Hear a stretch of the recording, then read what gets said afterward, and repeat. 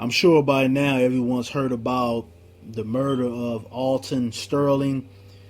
And if you guys are not familiar with what happened, the brother was outside in Baton Rouge selling CDs. Cops rolled up on him. One thing led to another. They tackled him down like a damn football player, like a lot of these cops do. And they end up killing the brother simply for him allegedly reaching for a firearm. Now, social media has been in an uproar. A lot of people are out here, speaking truth to power, or saying that we need to do something, etc., etc. Then you got the people out here, bitching and moaning and trying to basically coon their way into the so-called dominant society's good graces. Or you have the pessimistic people who always have something negative to say no matter what anybody's talking about. And I wrote the other day on Facebook, and if you guys are not subscribed to me or friends with me on Facebook, the link will be in the description box. But I wrote that we have to actually come together and come up with a realistic and logical plan to combat a lot of this police brutality that's going on out here. And what I wrote is that we need to use our economical force, which is our dollar bill, to create change. Two, we have to create change through the political structure too. And when I say it, I don't necessarily mean that you side with Democrat or you side with Republicans, but you demand that whatever politician is going to be representing whatever, you demand that they put public policy strictly intact for black Americans. And I think a lot of times throughout the years and everything, we kind of get grouped into the quote-unquote minority spectrum of politics, where other people have beneficial things, that happens to them. But when it comes to black folks, we kind of get kicked to the side, yet we get used for our vote. So we have to affect change politically on a national level and within our local elections, because a lot of people forget about our local elections, and those are the things that affect your backyard. Three, we need to put our dollar bills behind civil rights attorneys. We have to demand that charges are brought upon these police, the whole justice system, and anybody else that's involved with it. So we got to get away from just getting on social media and talking about things, or sharing a video a million times. I'm not saying something is wrong with that, or express your thoughts, but also we have to hit the pavement. We have to hit those streets, and we have to collectively unify and create change. We can't just get on here on social media or whatever and talk about it, but then 2-3 weeks from now nobody's talking about the situation anymore. But another thing I want to say is that we got a group of people out here, and I understand to a certain degree, but at the same time, I think it really fucks up the unity between black Americans. We got people out here who don't like the fact that a person might come on Facebook or Twitter or etc., any of these social media sites, and speak truth to power, or share the way they're feeling, or express their condolences, or whatever type of way you're feeling, or way that you want to project how you feel about police brutality, or about the Alton Sterling situation. We got a group of people out here within the black community that don't like that. And I get where some of them are coming from, because some of them are saying, like I just said a minute ago, that we gotta hit the payment. We can't just come out here and talk about things on social media. But at the same time, social media is very powerful. I don't think people realize how powerful social media is. Social media is the reason why police brutality has been thrown in front of everybody's face. Whether you black, Hispanic, white, green, black, or purple, it's been thrown in everyone's face, and it's been thrown in white Americans' face. Like, yo, even some of them are realizing, yo, this is a problem that we have in this country, and it's because of social media. It's because people are sharing these videos, or expressing their thoughts and feelings about certain situations, or things that are going on within this country. So therefore, we need those people out there speaking truth to power. We need those people sharing ideas. We need those people expressing their condolences or pointing out the bullshit that this white supremacy structure has created for black Americans.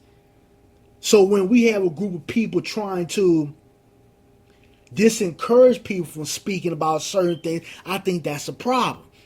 Because we always have a sector of people within our community that think one particular thing is going to solve our issue. Either you have people say, oh, well, we need more black businesses, or, we don't need to vote, or we don't need to talk about things on social media. It's always somebody who thinks that one thing is going to change our situation, and it's not.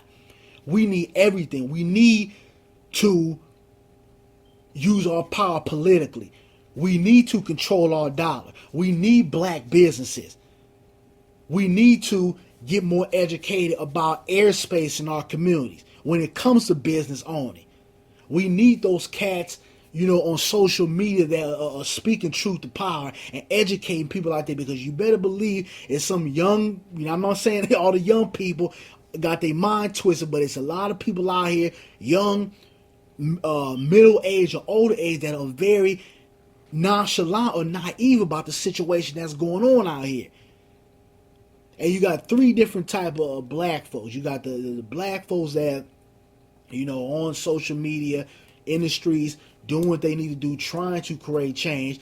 You got the pessimistic black folks that don't really like, deep down inside, they get angry about black folks unifying, or they get upset because we're not focusing our direction on quote unquote black on black crime, or we're not talking about a certain situation that they would like us to talk about, or they feel like you shouldn't talk about something on social media.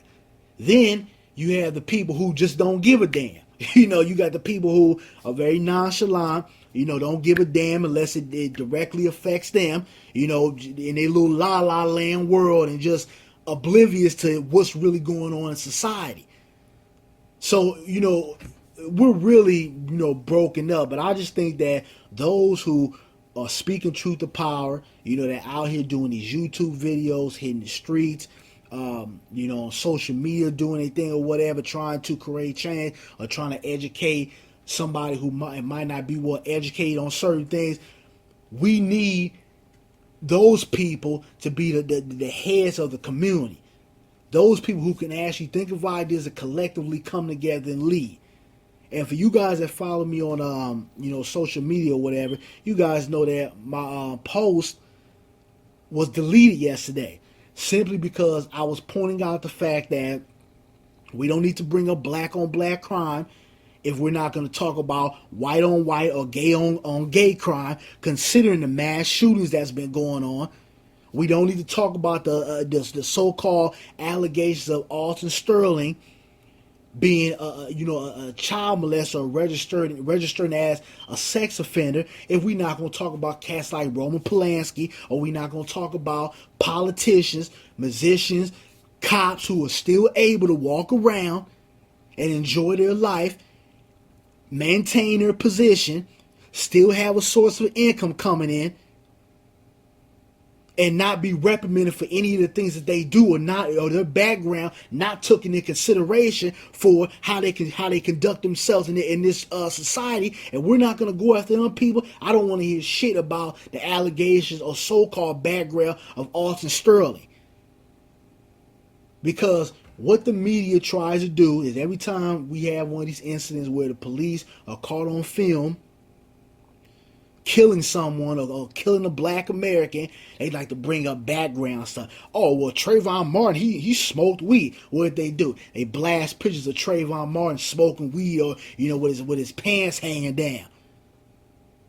What did they do with Mike Brown? Well, he was aggressive. Look at the way he was in the liquor store, acting so aggressive in his language.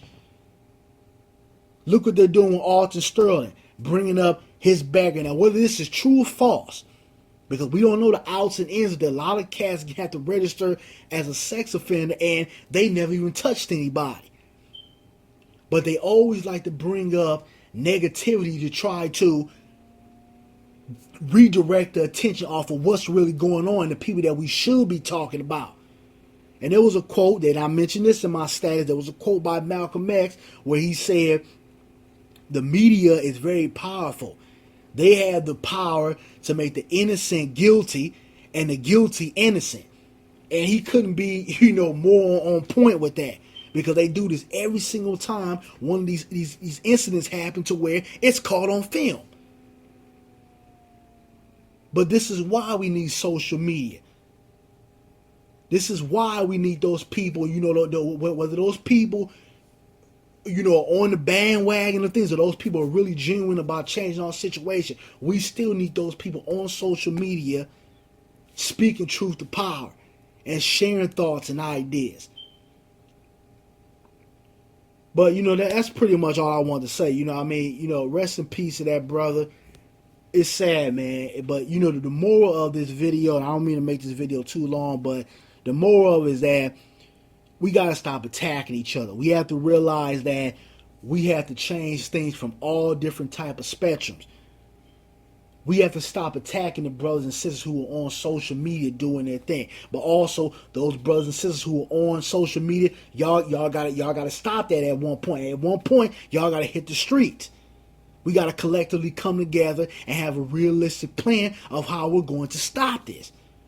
Or it's gonna be your brother, your sister, your mother, your father, someone you love in your family that's going to be a victim of police brutality. But I'm out, man. Let's unify. Let's stop the bullshit. Let's stop attacking one another, because we all got a common enemy. And they're systematically killing us off.